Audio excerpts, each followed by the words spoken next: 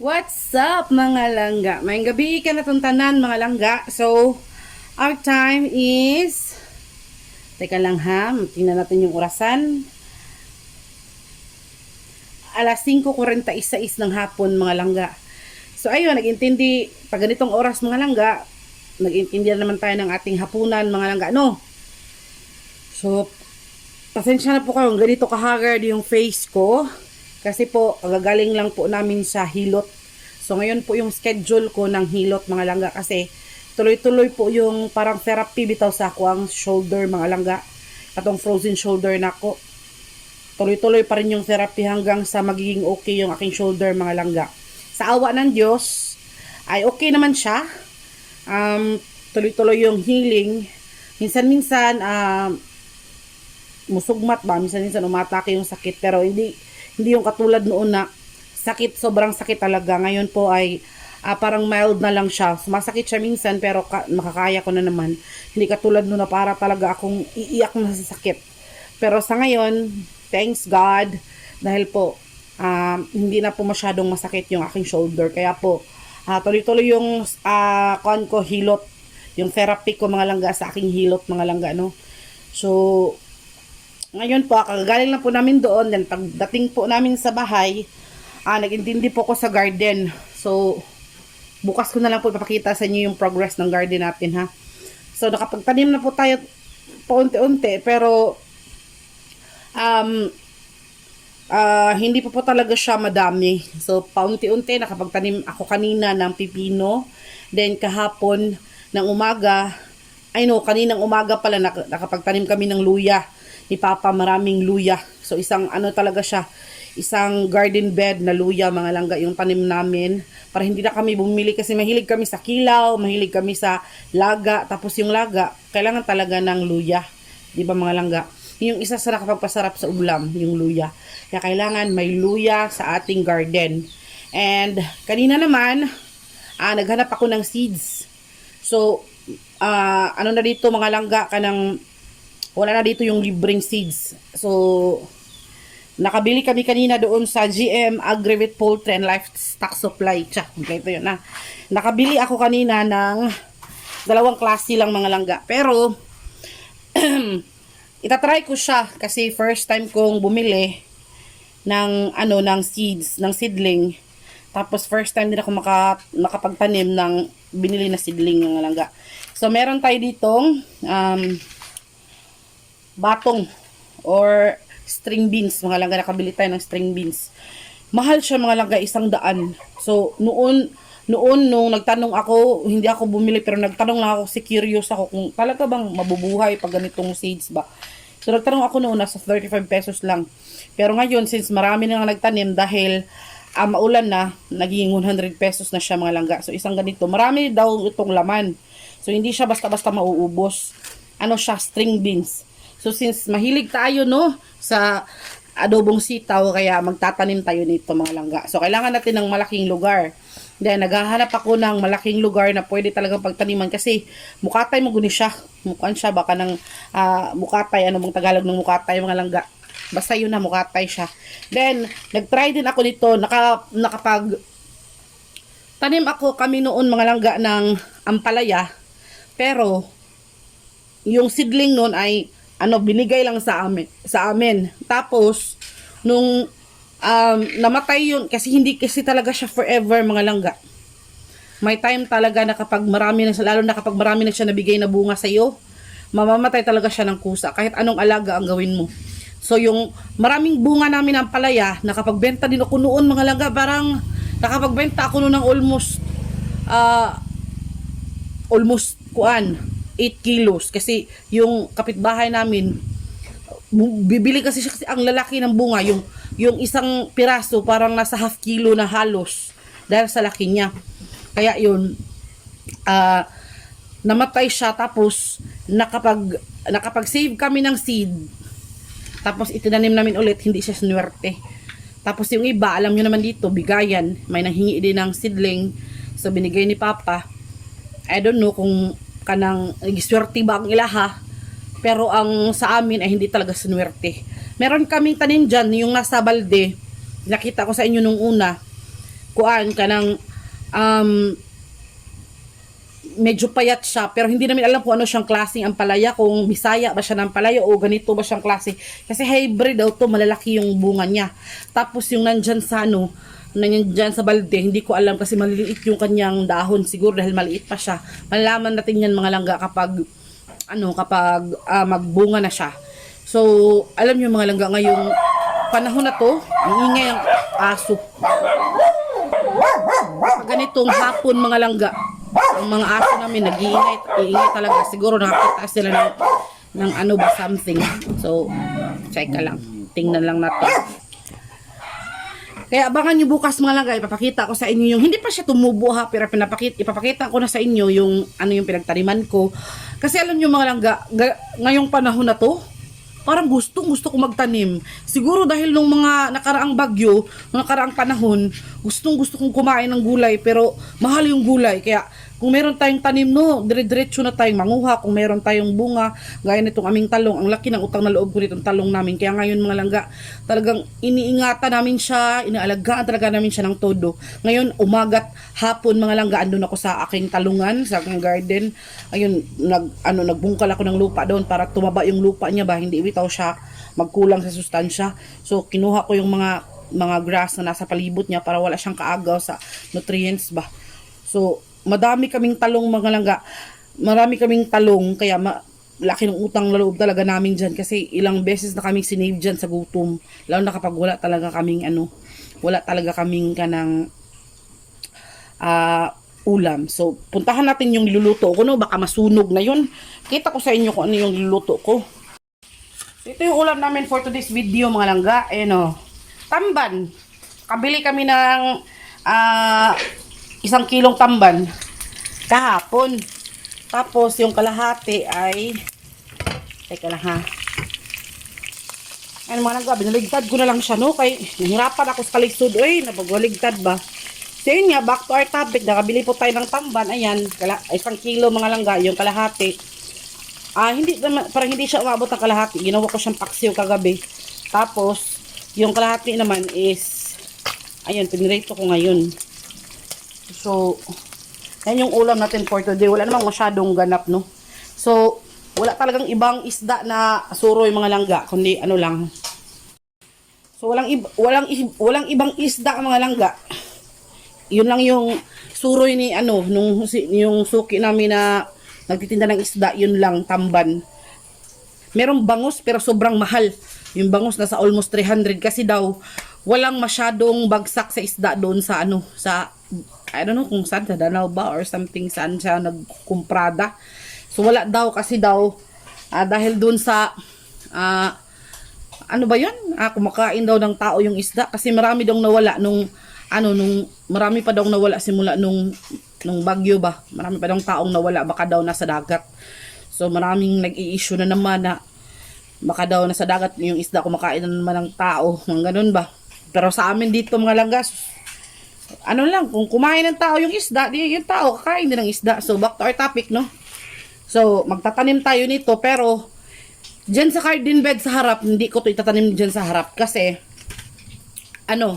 mukatay magud siya. So dadami siya. Kuan siya ba kanang gagapang siya ba? So kailangan talaga na siya ng may gapangan. Kaya maghahanap kami ng lugar sa likod. Diyan sa likod dapit may talong namin mga langga. Diyan ko balak maglagay ng garden bed para sa mga gumagapang na pananim gaya ng talong, gaya ng ampalaya, gaya nitong sitaw, mga ganun ba.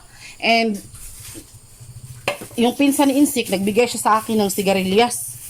Ayun, I don't know, anong tawag nito sa inyo? Sa Bisaya or sa English. Sigarilyas. Sigarilyas ba? Basta. Sigarilyas. Basta yun. Tapos, meron akong mga buto ng sili ng kamatis mga langga. 'Di ba bumili tayo ng kamatis noong Miyerkules doon sa tabo. Tapos yung kamatis talaga nilagay ko sa hipon or sa alamang na niluto ko kanina. Tapos yung buto binilid ko sa araw, tapos itatanim natin siya bukas. So, dyan natin siya itanim sa garden bed, siguro katabi ng, ng luya. Depende. So, ayun, bala ko mga langga na magsimba na naman kami mamayang madaling araw, no. Pero hindi ko pa sinabi kina Insik at saka kay Papa. Kasi wala sa plano. Kasi kung Sunday, bala ko sana sa Sunday magsimba. Kaso lang, si Papa at si Insik ay pupunta sa yung lumang bahay namin sa bukid. Pupunta sila doon, bibisita sila doon mga langga. Kaya baka kulang sila sa tulog pag pumunta sila doon. Kaya kailangan siguro mamayang madaling araw na lang kami magsimba. Para pag pumunta sila sa Sunday doon sa hindi kulang yung tulog nila kasi kailangan talaga ng strength kapag pupunta ka ng kabilang bahay, yung sa lumang bahay namin kasi ang layo nun. Grabing lakaran nun mga langga. Kaya mamaya mga langga, kakausapin natin si Papa at si Insik. Or i-video ko kung ano yung plano namin. Siguro, kapag pumayag sila na magsimba kami mamayang madaling araw, siguro hindi ko na lang i-vlog, no? So at least alam nyo na magsimba kami. Tapos bukas, pagdating namin puhon-puhon, bigyan tayo ng magandang biyahe. I-video ko yung mga tanim namin. I-vlog ko mga langga. Tapos ipapakita ko sa inyo kung gaano kadami ang aming talong na naman. So ayun no. Siguro din plano ko magpapaguwang ako or ako ba ng yun bang maggagawa kami ng seedling ba or basta magpaguwang o talong para itanim. So yun yung balak ko mga langga. So pagdating ni Insik kasi mga langga andun pa kay Levi andun sa kabila kasi ginagawa yung harang sa pintuan ng aming babuyan kasi yung kahoy na harang sinira ni Jopay yung aming baboy. Kaya iyon ang plano ni Insik, meron naman kaming kabilya dito or meron kaming bakal. Yun yung since meron si Levi na welding machine, i-welding niya yun tapos yun yung ihaharang niya sa babuyan. Kasi kapag kahoy mga langga, ubos talaga yung yung kahoy. Kasi si Jopay, grabe ko makangat-ngat ng kahoy. No? Kaya, hintayin muna natin sila kapag, kapag andyan na, kakausapin natin mga langga. No? So, sana magkasundo at walang ibang lakad si Insik bukas ng maaga. Para makapagsimba tayo. Gustong-gusto ko kasi mga langga. Alam nyo mga langga, kung malapit lang ito sa amin yung simbahan, siguro everyday kami magsimba ng Misa de Gallo. Kaso lang ang layo. Ang layo kasi. Dami mong madadaanan ng mga nakakatakot na lugar. Pero dahil nga simbahan yung pupuntahan mo, si Lord yung pupuntahan mo, mag-wish or magpipray ka lang talaga na sana everything will be fine. Yung biyahe nyo ay okay lang. Kaya yun. So mamaya, pag dating ni Insik, kausapin natin din. Continuation ng video na to ay yung manihapon maghapunan kami mga langga. Stay tuned. Kayong umalis. So ayun mga langga, ready for dinner na po kami dito sa aming dining table. So, ayun, meron tayong usaka platong mais. Of course, ang aking niluluto na tamban, piniritong tuloy. Leftover namin na tuyo na dilis. And of course, ang niluto ko na alamang, mga langga, Sweet and sour. Hindi naman siya sour. Basta sweet alamang, mga langga. So, ayun, nag-usap-usap kami. Ayan, si Insik mga langga. Hi. Nag-usap po kami kung magsimba ba kami mamayang madaling araw. Ang sabi po ni Insik na sa Sunday na daw kasi meron siyang, meron akong hinayhay dyan.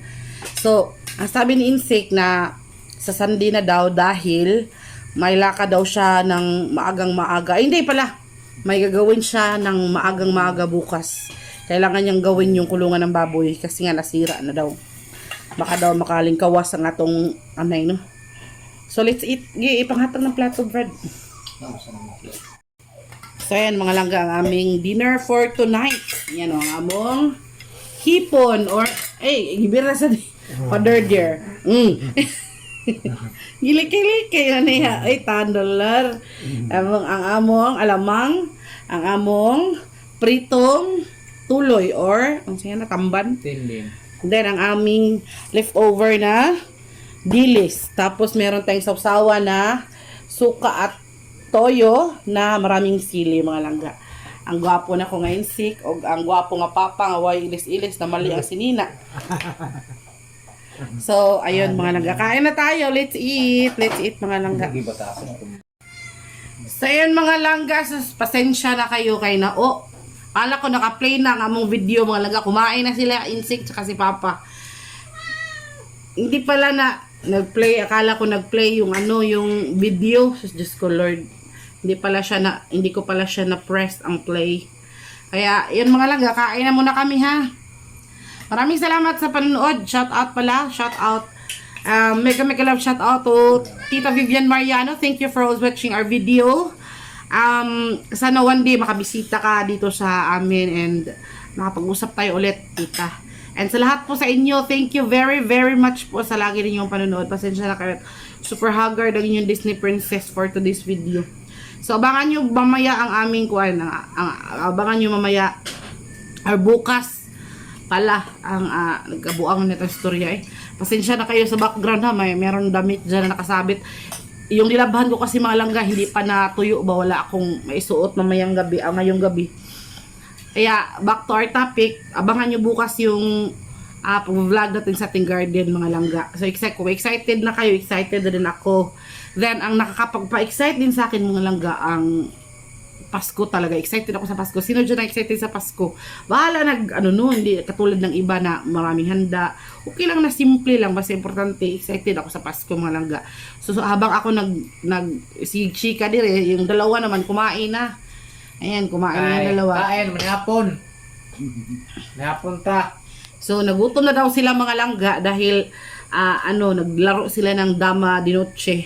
Ng dama mga langga. Tapos, ayun, katapos kumain na kami tapos hindi na lang namin i-vlog siguro yung pagkain namin kay baka magsawa kayo ba. Paminsan-minsan lang, simple lang naman itong ating ulam pero masarap yan ha. Napaka-grateful namin dyan. Tapos kasama mo pa yung dalawang gwapo dito na si Andrew at si Ogie Alcacid.